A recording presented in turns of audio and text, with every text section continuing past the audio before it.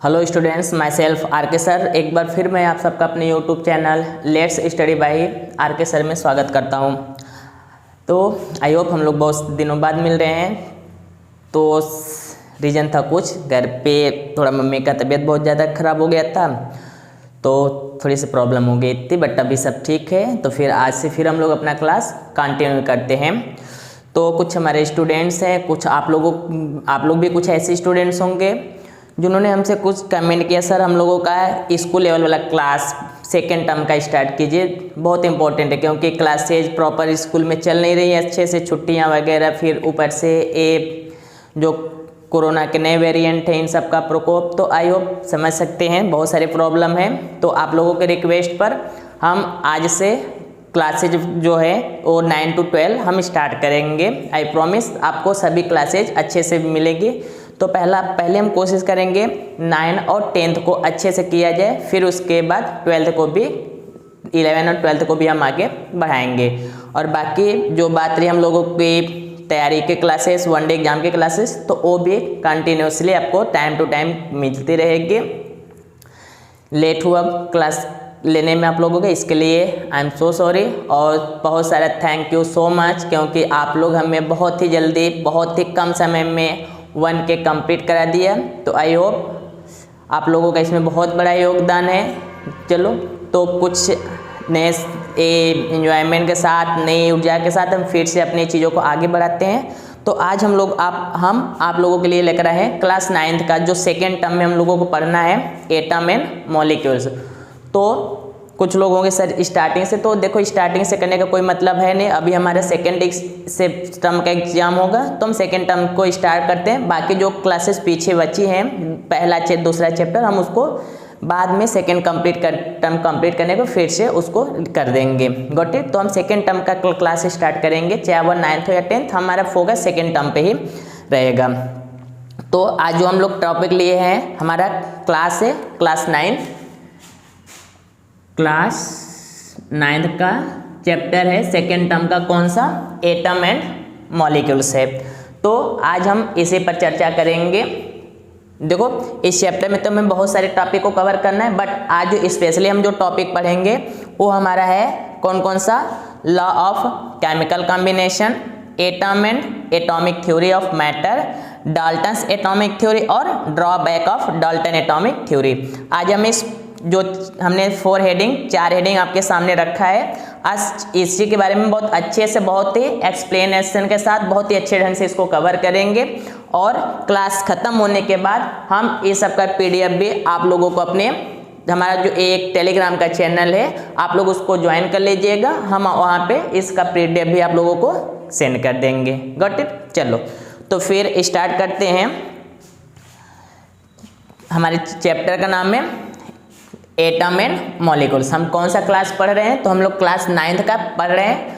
अगर हम सब्जेक्ट की बात करें तो हमारा जो सब्जेक्ट है केमिस्ट्री, हम तीनों सब्जेक्ट जो हमारा साइंस और मैथ, साइंस में फिजिक्स, केमिस्ट्री, बायो और मैथ, ये 4 चीज़ें हम क्या करेंगे? पढ़ेंगे। बाकी आपको जो है वो आप लोग खुद से तैयार करेगा, हम ये आप लोगों का कंप्लीट करवाएंगे, फिजिक्स, केमिस्ट्री, बायो और एक मैथ। तो ये हम 4 चीज़ें आपको करेंगे, अच्छे से कोशिश करेंगे अपना बेटर से बेटर आपको देने के। बाकी आप लोगों के जो भी सुझाव होंगे उस पर भी पूरा काम किया जाएगा। चलो तो स्टार्ट करते हैं एटम एंड मॉलिक्यूल्स। तो हमने बताया इसमें हमें पढ़ना क्या है? Law of chemical combination. तो लॉ ऑफ केमिकल कॉम्बिनेशन होता क्या है?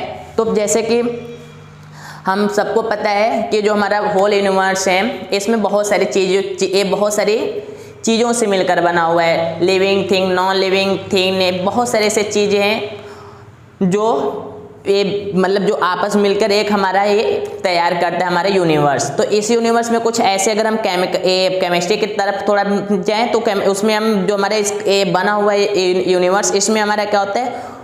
कुछ जो मतलब पार्टिकल्स होते हैं जिसको हम एटम भी बोल सकते हैं, वो सभी एक दूसरे से मिलकर बड़ा बनेगा। सोचो कि अगर हमारे यूनिवर्स में अचानक कोई चीज़ बड़ी हो गई तो ऐसा नहीं होगा। आप लोग जियोग्राफी में पढ़े होंगे कि पहले एक कोश की यानी मोनोमेर्स, फिर उसके बाद ऐसे चीज़ों को क्या किया, आपस में जुड़ा और एक बहुत बड़ा क्रिएशन तैयार किया।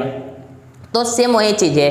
तो अब केमिकल कम्बिनेशन का मतलब हम केवल इस पर केमिस्ट्री पे ही फोकस करेंगे कि केमिकल कम्बिनेशन का मतलब क्या होता है। कि इसमें केमिकल कम्बिनेशन मतलब कंबाइंड होना, यानी जोड़ना, मतलब दो एटम, दो पार्टिकल्स या कुछ भी कह सकते हो, दो मैटर जब मिलते हैं तो क्या क्या फिनोमेना होता है, कैसे कैसे चीज़ें उसमें चेंज होती हैं, क्या प्रॉपर्टी निकल कर बाहर आती है।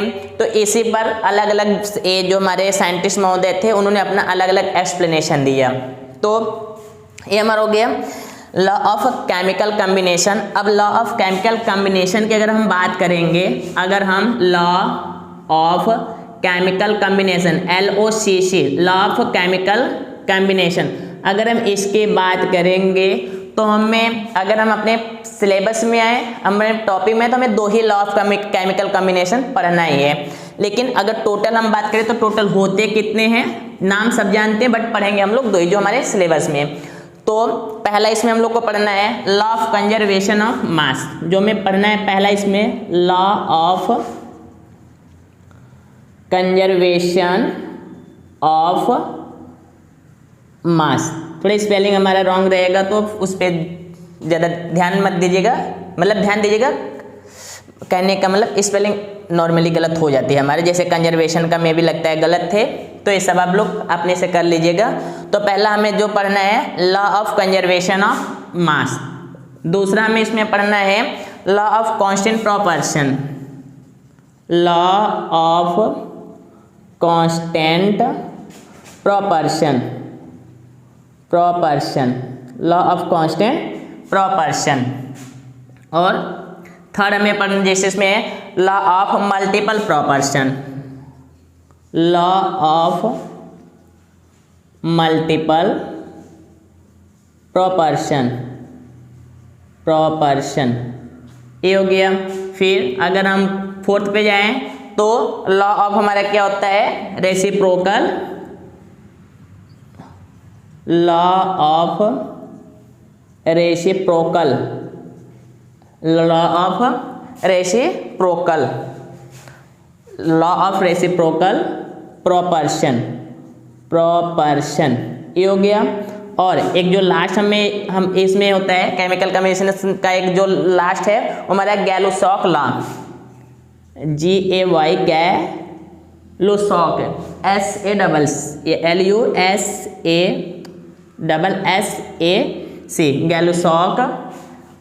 गैलुसॉक ऑफ कंबाइनिंग वॉल्यूम, ये हमारा है। तो इस तरीके का हमें क्या करने हैं, law of chemical combination, law of chemical combination. तो ये हमें 5 प्रकार के 5 टाइप्स के ऑफ केमिकल कॉम्बिनेशन है, जिसमें हमारा है law of conservation of mass, law of constant proportion, law of multiple proportion, law of reciprocal proportion, Gay Lussac law of combining volume. तो ये हमारे 5 प्रकार के हमें लॉ ऑफ केमिकल कॉम्बिनेशन को क्या करना है, इस पर डिस्कस करना है। बट अगर हम अपने सिलेबस की बात करेंगे जो हमारे सेकेंड टर्म में है, तो उसमें हमें केवल 2 ही पढ़ना है। कौन कौन सा, एक हमारा है लॉ ऑफ कंजर्वेशन ऑफ मास और एक हमारा क्या है, लॉ ऑफ कांस्टेंट प्रोपोर्शन। तो इस तरीके से हमारा 5 है टोटल, बट हमें पढ़ना क्या है, लॉ ऑफ कंजर्वेशन ऑफ मास। चलो आप लोग कॉपी कलम ले लीजिए और इसको बराबर नोट्स भी करते रहिए अच्छे से।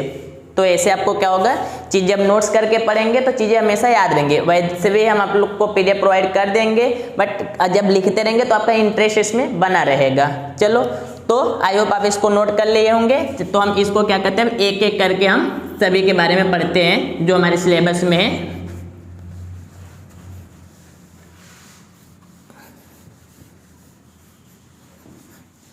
चलो, तो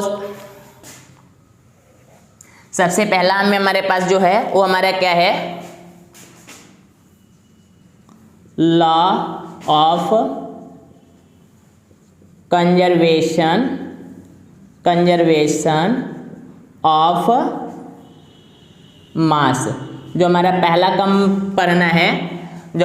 पढ़ना है, उसमें क्या है, लॉ ऑफ कंजर्वेशन ऑफ मास। जो पहला लॉ हमें पढ़ना है वो कौन सा है, law of conservation of mass. अब देखो इसमें होता है क्या, ध्यान समझ में बहुत ज़्यादा टिपिकल है, बहुत ज़्यादा इसमें कह सकते हो दिमाग लगाना नहीं है, बस एकदम ध्यान से आराम से समझोगे खुद ही। हमें फोकस करना है कंजर्वेशन पे, कंजर्व करना मतलब कि इसमें देखो होता है क्या है ना, एकदम सिंपल लैंग्वेज में हम लोग समझेंगे लॉ ऑफ कंजर्वेशन में। तो सबसे पहले इसका थोड़ा सा इंट्रो समझ लेते हैं, आखिर ये दिया किसने था, कब दिया था।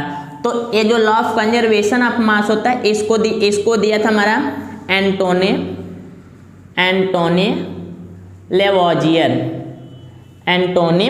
लेवोजियर ने। जो ये हमारा है एंटोनी लेवोजियर, इन्होंने इसको क्या किया था, दिया था।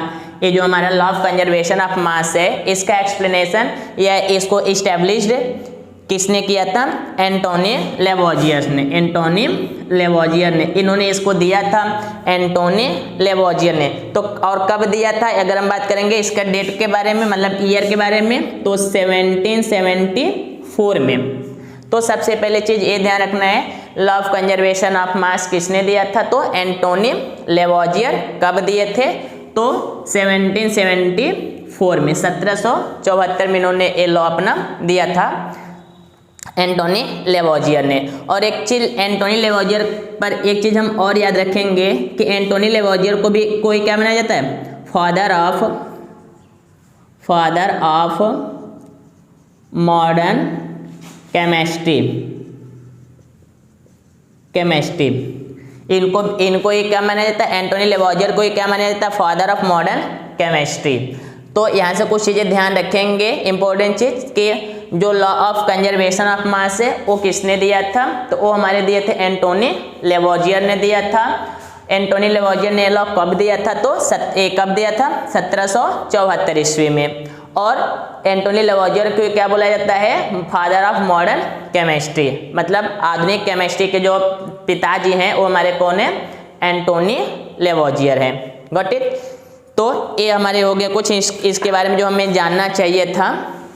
अब देखो बात करते हैं इनके लॉ ऑफ कंजर्वेशन में इन्होंने बोला क्या था। तो देखो सिंपल से चीज उन्होंने बताया था, देखो आप लोग को पता होगा कि जब मान लेते हमारे पास दो कोई एटम, कोई एलिमेंट्स, कोई मैटर हो गया, ये जब आपस में रिएक्शन करेंगे तो एक नया कंपाउंड बना देते हैं सी। या फिर हम इस तरीके से करते हैं कि सी हो गया, अगर हम इस सी को अगर ब्रेक करें किसी भी चीज़ से हीट कर अगर हम इसको हीट करें, ब्रेक करें, तो ए और बी ये दो पार्ट में क्या हो जाता है, बट जाता है। तो उन्होंने बताया क्या था ना कि जब कोई केमिकल रिएक्शन होता है, जब भी कोई केमिकल रिएक्शन होता है, तो उस केमिकल रिएक्शन में जो इधर वाला होता है उसको हम क्या बोलते हैं, रिएक्टेंट बोलते हैं। इधर जो होता है उसको हम क्या बोलते हैं, प्रोडक्ट बोलते हैं। ए साइड का हमारा जो होता है वो रिएक्टेंट होता है और ए साइड का जो होता है उसको हम क्या बोलते हैं, प्रोडक्ट बोलते हैं। तो एंटोनी लेवोजियर ने बोला क्या था, उन्होंने कहा था कि जब भी कोई एक केमिकल रिएक्शन होता है तो उस केमिकल रिएक्शन में रिएक्टेंट का मास इक्वल होता है किसके, प्रोडक्ट के। उन्होंने क्या बोला था अपने लॉ में, कौन सा लॉ ऑफ कंजर्वेशन ऑफ मास में, उन्होंने बोला था कि जो मास होता है, मास ऑफ रिएक्टेंट इज इक्वल होता है किसके, मास ऑफ प्रोडक्ट के, मास ऑफ प्रोडक्ट के। ये उन्होंने बोला था लेवोजियर ने कि जब भी कोई केमिकल रिएक्शन होता है तो उस केमिकल रिएक्शन में रिएक्टेंट का मास और प्रोडक्ट का मास वो हमेशा क्या होता है, इक्वल होता है। कहने का मतलब कि जैसे अगर हम यहाँ से कैल्शियम कार्बोनेट ले लें, CaCO3 कैल्शियम कार्बोनेट, और 100 ग्राम हम कैल्शियम कार्बोनेट ले लें। कैल्शियम कार्बोनेट को अगर हम हीट करें तो ये हमारा क्या बन जाता है, कैल्शियम ऑक्साइड बन जाता है और कार्बन डाइऑक्साइड बन जाता है। तो उसमें देखा गया कि जो कैल्शियम ऑक्साइड था A56 और ए कितना हो गया 44, ये चीज हो गया ग्राम। तो इस तरीके से उसमें देखा गया था कि जो कैल्शियम ऑक्साइड था वो हमारा कितना था 56 ग्राम, और कार्बन डाइऑक्साइड जो था वो हमारा कितना था 44 ग्राम। लॉ ऑफ कंजर्वेशन में क्या बताया गया था कि लॉ ऑफ कंजर्वेशन में एंटोनी लेवोजियर ने बताया था कि जब भी कोई केमिकल रिएक्शन होता है उस केमिकल रिएक्शन में mass of reactant is equal to क्या होता है, always mass of reactant is always equal to the mass of product. एक कब होगा, तो एक चीज हमारे निकल के आती है एक लॉ में कि किसी भी केमिकल रिएक्शन में mass neither be create nor be destroyed. मतलब कि जब भी कोई केमिकल रिएक्शन होता है तो उस केमिकल रिएक्शन में जो हमारे पास सब्सटेंस होता है उस सब्सटेंस का मास ना तो बढ़ता है और नहीं क्या होता है, घटता है। मतलब ना तो क्रिएट होता है और नहीं क्या होता है, डिस्ट्रॉय होता है। तो ये चीज समझ में आता है हमारा एक किसके लॉ में, एंटोनी लेवोजियर के लॉ में। तो एकदम सिंपल सा लॉ है एंटोनी लेवोजियर का कि जब भी कोई केमिकल रिएक्शन होता है तो उस केमिकल रिएक्शन में mass of reactant is always equal to the mass of product. मतलब कि a chemical reaction mass neither be created nor be destroyed। Got it? चलो, आई होप आपको लॉ ऑफ कंजर्वेशन ऑफ मास अच्छे समझ में आया होगा। जो चीज इसमें जानने वाले थे वो हमने जान लिया। लॉ ऑफ कंजर्वेशन ऑफ मास किसने दिया था, तो एंटोनी लेवोजियर ने। कब दिया था, 1774। एंटोनी लेवोजियर को क्या बोला जाता है, फादर ऑफ मॉडर्न केमिस्ट्री। क्या बोला था इन्होंने कि उन्होंने बोला था कोई भी केमिकल रिएक्शन हो उस केमिकल रिएक्शन में product mass of product is equal to क्या होता है, मास ऑफ रिएक्टेंट। चलो, आप लोग को इतना समझ में आ गया। इरेज करते हैं, आई होप आप लोग को नोट कर लिए होंगे। चलो फिर आगे चलते हैं। दूसरा जो हमारा लॉ पढ़ना था,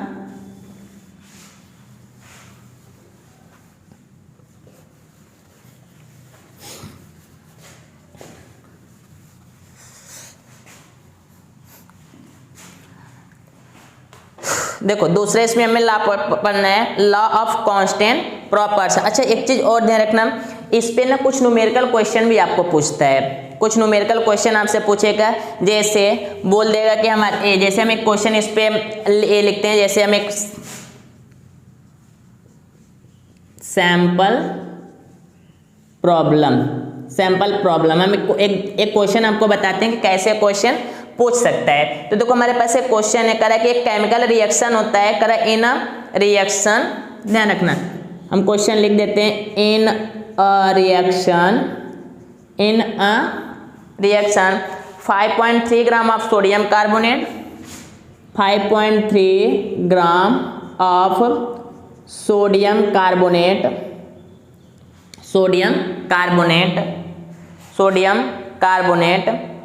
react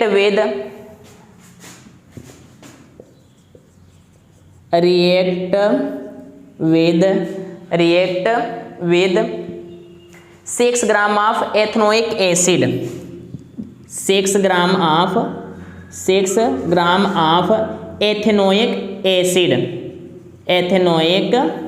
एसिड, ये हो गया ethanoic acid, 6 gram of ethanoic acid. The product were 2.2 gram of carbon dioxide, the product were 2.2 gram of carbon dioxide and 0.9 gram of water and some sodium ethanoate and some sodium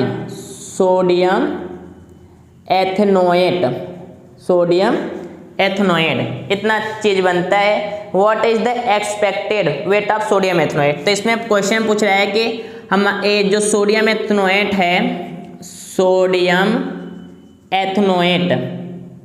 है, एथनोएट एक कितना expectation हम कर सकते हैं, मतलब कितना बनेगा। तो देखो ऐसा क्वेश्चन आपसे पूछ सकता है, ध्यान से समझना है। मैं क्वेश्चन को करा के इन अ केमिकल रिएक्शन, एक केमिकल रिएक्शन हुआ जिसमें 55 ग्राम ऑफ Na2, देखो सोडियम कार्बोनेट है। देखो केमिकल रिएक्शन हमारा क्या है, रिएक्टेंट की तरफ क्या है, सोडियम कार्बोनेट। तो करा कि ए सोडियम कार्बोनेट था, ए रिएक्ट किया किसे, react with ethanoic acid, react with ethanoic acid.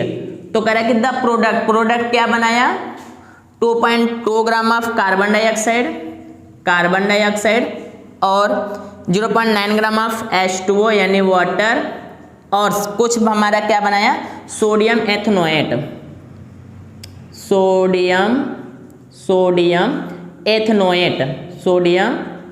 एथनोएट ये हमारा बना है।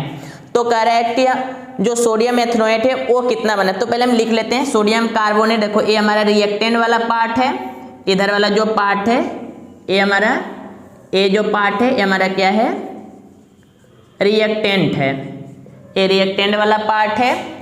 और इधर वाला जो पार्ट है ये हमारा क्या है, प्रोडक्ट वाला पार्ट है। Got it. तो देखो रिएक्टेंट में हमारा क्या क्या दिया था कि जो Na सोडियम कार्बोनेट हो कितना 5.3 ग्राम, मतलब ये जो सोडियम है हमारा है ये कितना है 5.3 ग्राम है।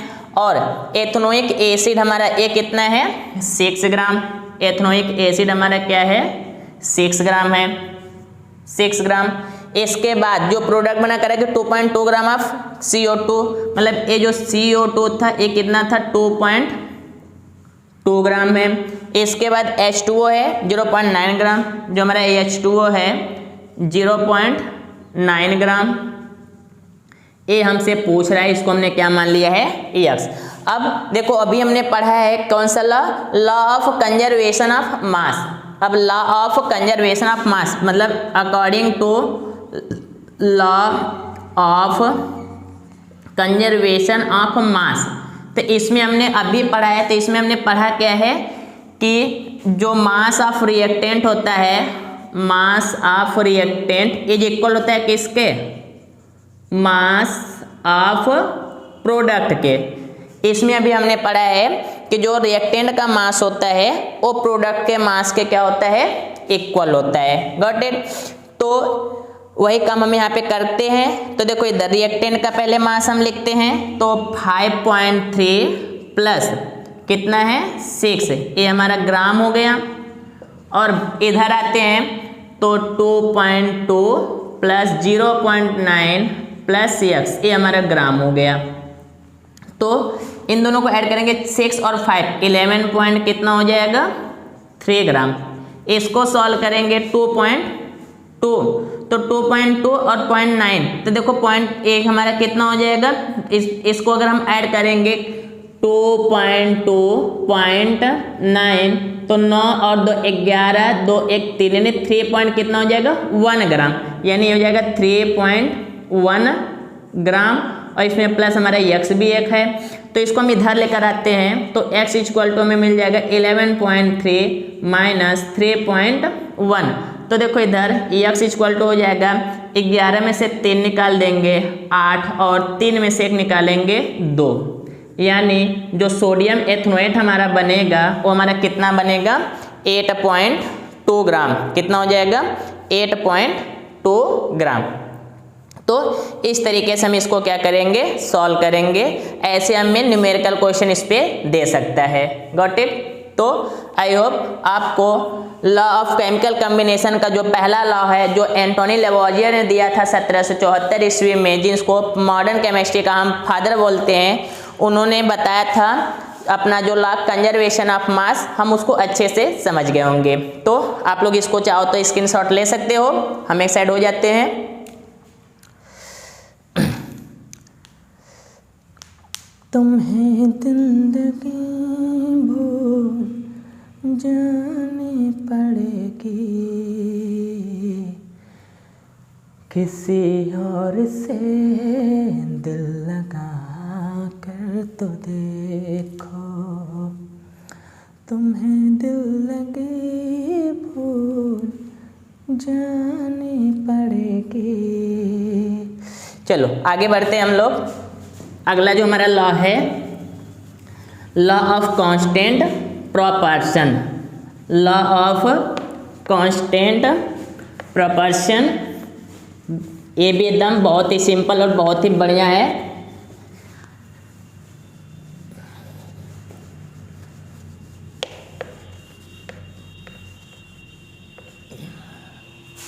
चलो तो अगला हम स्टार्ट करते हैं। जो हमारा नेक्स्ट इसमें है, कौन सा है, लॉ ऑफ कांस्टेंट प्रोपोर्शन। अगला जो हमारा इसमें लॉ हमें पढ़ना है, law of constant proportion. Law of constant proportion, law of constant proportion. अब लॉ ऑफ कांस्टेंट प्रोपोर्शन में क्या होता है, देखो इसमें इसका सबसे पहले इसके बारे में जो हमें जानना है वो समझ लेते हैं। तो इस लॉ को हमारे जो दिए थे, इस लॉ को जो सब दिया था वो उसको दिया था जोसेफ प्राउस ने। जोसेफ प्राउस ने इस लॉ को दिया था, किसने, जोसेफ प्राउस ने। अब इसका देखो जो इसका डेट है, ईयर है, वो थोड़ा कंफ्यूजन, बट कुछ बुक में 1797 ऐसा कुछ लिखा हुआ है, तो आप लोग इसको देख लेंगे कि कितना होता है। तो जो जानने के वाली चीज़ें ये है कि इस लॉ को किसने इस्टेब्लिश किया था, तो इस लॉ को किसने दिया था, जोसेफ प्राउस ने दिया था। Got it. अब देखो जोसेफ प्राउस ने बोला क्या था इस लॉ में, एकदम सिंपल, जैसे लॉ ऑफ कंजर्वेशन बताया था कि दोनों तरफ के मास क्या होते हैं, इक्वल होते हैं। बट इसमें क्या बोला गया था ना कि जब भी कोई केमिकल रिएक्शन होता है और उस केमिकल रिएक्शन में जब एलिमेंट्स आपस में कंबाइंड होकर एक नया प्रोडक्ट तैयार करते हैं, तो उसमें जो एलिमेंट्स आपस में मिलते हैं वो एक फिक्स रेशियो में मिलते हैं। ये नहीं कि चाहे जितना हम हाइड्रोजन मिला लें, चाहे जितना ऑक्सीजन मिला लें, ये H2O को तैयार हो गया है, H2O के जो मॉलिक्यूल से तैयार हो जाएंगे। हमने नाइट्रोजन मिला लिया, हाइड्रोजन मिला लिया, कोई रेशियो नहीं, अमोनिया तैयार हो गया। तो ऐसा कुछ नहीं था। उन्होंने अपना क्या बताया था कि जब भी हम कोई केमिकल रिएक्शन बनाएंगे, उस केमिकल रिएक्शन में जब दो एलिमेंट्स आपस में रिएक्शन करके एक नया कंपाउंड बनाएंगे, तो एक कंपाउंड तभी बनेगा जब ए और बी एक फिक्स रेशियो में मिले होंगे, एक फिक्स रेशियो में मिले होंगे, तभी कंपाउंड हमारा बनेगा। तो उन्होंने बताया था जोसेफ प्राउस ने अपने कांस्टेंट प्रोपोर्शन लॉ में कि जब भी कोई केमिकल रिएक्शन होता है, उस केमिकल रिएक्शन में जो एलिमेंट्स मिलकर प्रोडक्ट तैयार करते हैं, उस एलिमेंट वह एलिमेंट एक फिक्स रेशियो में मिलते हैं। मतलब इनका रेशियो क्या होगा, फिक्स होगा। लाइक अगर हम हाइड्रोजन और नाइट्रोजन मिलाते हैं और मिलाकर अमोनिया तैयार करते हैं, तो यहाँ पे हाइड्रोजन और ऑक्सीजन का एक रेशियो फिक्स होगा। ये नहीं कि कोई भी हम मिलाएं अमोनिया बन गया। हम हाइड्रोजन और ऑक्सीजन को मिलाते हैं तो हमारा H2O तैयार होता है। तो इसका भी कोई उनके अकॉर्डिंग हाइड्रोजन और ऑक्सीजन का एक रेशियो होगा, एक मात्रा होगी कि हम कितना हाइड्रोजन ले, कितना ऑक्सीजन ले कि ये बने। जैसे अगर हम C और O2 लेते हैं, कार्बन डाइऑक्साइड तैयार होता है, तो कार्बन और ऑक्सीजन का एक रेशियो होगा, जिससे तभी हमारा कार्बन डाइऑक्साइड बनेगा।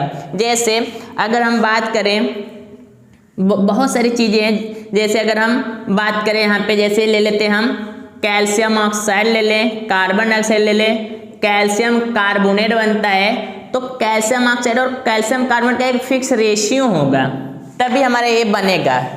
तो इन्होंने यही चीज़ बताया था जोसेफ प्राउस ने कि जब भी कोई केमिकल रिएक्शन होता है, तो उस केमिकल रिएक्शन में जो रिएक्टेंट के तरफ जो मॉलिक्यूल्स या जो प्रोडक्ट होते हैं, जो मैटर होते हैं, वो एक फिक्स रेशियो में मिले होते हैं, तब मिलेंगे तभी जाकर एक कंपाउंड होगा। Got it. तो ये बताया था किसने, प्राउस ने। सिंपल सा चीज था, आई होप आपको समझ में आ गया होगा। अब देखो इस पे क्वेश्चन कैसे एग्जाम में पूछ सकते हैं। एक तो डायरेक्टली आपको लॉ पूछ देगा और पूछ देगा किसने दिया था, तो लॉ पता चल गया, आप लोग इसको कर सकते हैं। इस पे क्वेश्चन कैसे पूछेगा, तो हम क्वेश्चन के अकॉर्डिंग चलते हैं। एक क्वेश्चन हम लेते हैं, सैंपल क्वेश्चन इसका एक, एक सैंपल क्वेश्चन हम लिखते हैं यहाँ पे, इसको सॉल्व करते हैं ना। तो देखो सैंपल हम पूरा क्वेश्चन लिखेंगे, क्वेश्चन थोड़ा बड़ा हो जाएगा तो हम क्वेश्चन में शॉर्ट में लिखते हैं। करें कि in experiment 2.4 gram of oxide of iron of gave 1.68 iron of complete reduction. अब देखो इसमें क्या कह रहे हैं ना कि एक एक्सपेरिमेंट किया गया, उसमें 2.4 ग्राम ऑफ ऑक्साइड लिया गया था, किसका, आयरन का ऑक्साइड लिया गया, और oxide of iron gave 1.6 gram of iron completed reduction. In other experiment 2.9 gram of oxygen iron gave इतना। चलो क्वेश्चन हम यहाँ पे लिखते हैं, आप लोग समझ इसको समझिएगा। कह रहे हैं ना कि एक एक्सपेरिमेंट किया गया, एक एक्सपेरिमेंट हमारा किया गया, उस एक्सपेरिमेंट में जो आयरन ऑक्साइड था, समझ में ना, आयरन ऑक्साइड लिया गया। अब इस आयरन ऑक्साइड में आयरन और ऑक्सीजन क्या होगा, बनेगा। तो ये कह रहा है कि जो आयरन ऑक्साइड लिया गया, इस आयरन ऑक्साइड कितना था इसमें हमारा, 2.4 ग्राम था, 2.4 ग्राम था।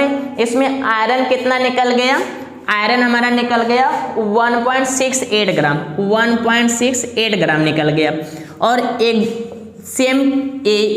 सेम यही एक्सपेरिमेंट किया गया, बस इसकी क्वांटिटी थोड़ा बढ़ा दी गई। करेक्ट कि in other experiment 2.9 gram of oxide of iron. Correct कि दूसरे एक्सपेरिमेंट में हमारा यही लिया गया और हमारे यही दोनों फिर से बने, लेकिन इसमें इसका जो एक क्वांटिटी लिया गया वो हमारा कितना लिया गया था, 2.9 ग्राम। अब उस 2.9 ग्राम में जो आयरन बना था वो कितना बना था, 2.03 ग्राम, ये हमारा बना। तो कह रहा है कि अब ये प्रूफ करना है हमें कि जो हमारा ए रिएक्शन है, देखो दोनों आयरन ऑक्साइड है, समझ में आ रहा है ना। तो हमें प्रूफ करना है कि ये क्या करें, फॉलो करें किसको, कांस्टेंट प्रोपोर्शन को। तो कांस्टेंट प्रोपोर्शन को हम कैसे फॉलो करेंगे, अगर हम इन दोनों के रेशियो को क्या कर दे, निकाल के चेक कर लें कि अगर ये दोनों रेशियो फिक्स रेशियो में, जितना रेशियो इसका है उतना ही रेशियो अगर इसका आता है, तो हम इस जान जाएंगे कि ये क्या है, रिएक्शन सही है और एक कांस्टेंट प्रोपोर्शन लॉ को क्या कर रहा है, वेरीफाई कर रहा है। तो सबसे पहले हमें देखो आयरन का तो मास पता है, ऑक्सीजन का मास नहीं पता है, तो पहले हम ऑक्सीजन का मास निकालेंगे। टोटल मास हमें पता है, लेवोजियर ने बताया था कि प्रोडक्ट और रिएक्टेंट का मास बराबर होता है। तो यानी कि हम इसमें से माइनस कर लेंगे तो पता चल जाएगा कि हमारे पास कितना होगा। तो यानी ये तो हमारा हो गया क्या, आयरन का ऑक्सीजन कितना हो जाएगा, तो 2.4 में से हम 1.68 माइनस कर लेंगे, यानी कि 2 इधर कितना हो जाएगा, 72, यानी कि 0.72 ग्राम ऑफ ऑक्सीजन हो जाएगा। और इसमें अगर हम देखेंगे तो 2.9 में अगर हम माइनस कर लें 2.03, तो हो जाएगा हमारे पास 8, 10 में 3 निकाल देंगे हो जाएगा 7, इधर हो जाएगा 8, यानी कि कितना हो जाएगा 8, 7, ये हमारा हो जाएगा। अब इन दोनों का हम रेशियो निकालते हैं, दोनों एलिमेंट्स का रेशियो निकालते हैं। अगर हम आयरन और ऑक्सीजन का अगर रेशियो निकालते हैं पहले वाले एक्सपेरिमेंट में, तो देखो कितना आता है, ये हो जाएगा 1.68 और इधर कितना हो जाएगा 72। इसको हटा देते हैं, 2 पॉइंट पे डेसिमल है दोनों, तो हटा देते हैं। अब ये हो जाएगा 4 दूना 8, 4 7 8, कितने बार में कटेगा, चलो इसको कट करते हैं। तो अगर हम काटेंगे 4 से तो 4 चौका 16, 4 दूना 8, और इसको कट करेंगे हम 4 से तो 4 एक कम 4 त्याया 12, ये हो जाएगा 4 दूना 4 बट्ठे 32, सॉरी 32 हो जाएगा। 3 से काट सकते हैं, 3 एक कम 3 चौका 12 और 3 छाक 18, और इसको कट करेंगे तो 7 और 3, यानी कि पहले वाले में जो हमारा रेशियो आएगा 7:3 होगा।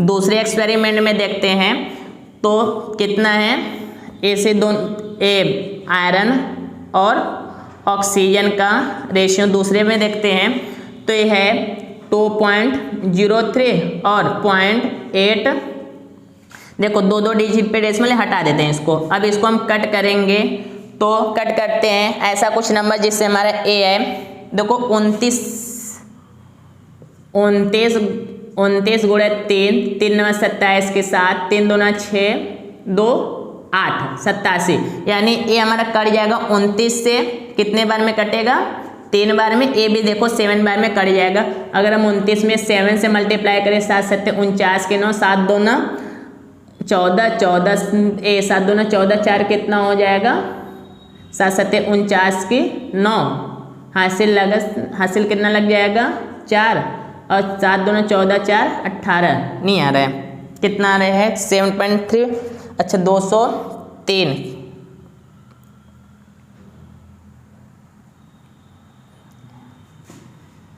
तो 29 गुणे 7, सॉरी हम 7 लिखे थे ना, यहाँ पे 29 लेते ना, 7 9 63 की 3, हासिल कितना लग गया 6, 7 2 9 14 6 20, गुड आ गया ना। यानी कि अगर हम ए भी 29 हमारा कट जाएगा, इसका भी आएगा 7/3 और 7/3। तो ए हम देखेंगे यहाँ से, तो ये हमारा क्या हो जाएगा, दोनों का रेशियो क्या रहा है, फिर ए बी 7/3 और ए बी 7/3। मतलब कि हम कह सकते हैं कि जो एक्सपेरिमेंट है, यह एक्सपेरिमेंट कांस्टेंट प्रोपोर्शन लॉ को क्या कर रहा है, पूरी तरह से फॉलो कर रहा है। Got it. तो ये हमारा हो गया दोनों केमिकल कॉम्बिनेशन ऑफ लॉ हो गया। आई होप ये आपको बहुत अच्छे समझ में आया होगा। चलो, तो टॉपिक तो हम कुछ ज़्यादा ले लिए थे, हमारे एक ही टॉपिक में वीडियो ज़्यादा लंबा हो गया। चलो बाकी जो है हम इसको आगे के क्लास में कंटिन्यू करते हैं। आज के लिए बस इतना ही, इसके आगे हम मिलते हैं कल के क्लास में। तब तक के लिए जय हिंद।